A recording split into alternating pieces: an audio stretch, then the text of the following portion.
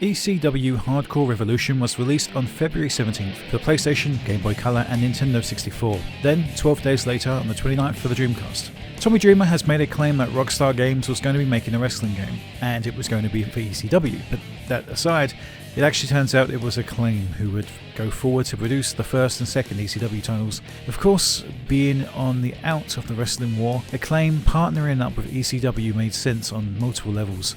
Now, going from the gameplay that was present in Attitude and Warzone, you probably know exactly what you're about to get from an ECW title made by the same company. What people didn't predict was a quick and rather painless reskin of Attitude.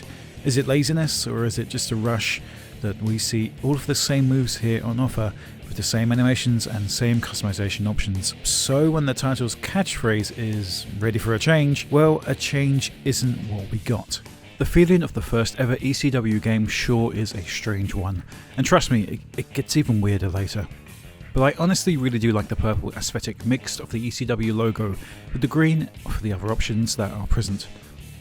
We have the WWF Attitude style scratch letter layered over the top of the standard font, cause this ain't your daddy's wrestling game. 𝓕𝓲𝓲𝓶𝓪𝓽𝓮 stands stoically, flexing as the main guy for the ECW brand front and centre, which sure is strange when you think about how popular he got, yet never won the ECW title back in the day. This being 2000, this game was probably more focused on the 99 era of ECW, meaning that although Taz had just left, he was pretty much the man right up until his exit from the company. Sure would have been awkward if Mike Awesome was the main guy on the screen, considering he was gone almost immediately after this title's release. Nonetheless, ECW Hardcore Revolution invites you to create your own wrestler. Customizable features include movesets, costumes, facial characteristics, entrance themes, and strengths. Throw down over 400 Punisher moves, including signature moves for each wrestler. Listen to real commentary from announcer Joey Styles while you annihilate your opponents. And among the hardcore weapons, you can choose cheese graters, kendo sticks, baseball bats, shovels, and ladders. So that sounds like a good pitch, but does this game deliver on that? Well, to start, the roster is pretty poor.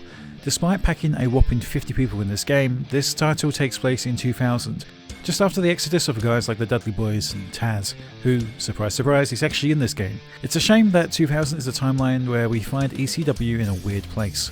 Years after people like the Eliminators and the Gangsters have come and gone, no Dudley family in the roster. Hell, that's 10 slots right there. There's guys like Lance Storm and standouts like Rhino, Raven, but no Sandman. Sabu, who'd be missing from the next game, to Jerry, who would go on to be featured in several more games in the coming years, along with 𝓕𝓲𝓲𝓶𝓪𝓽𝓮.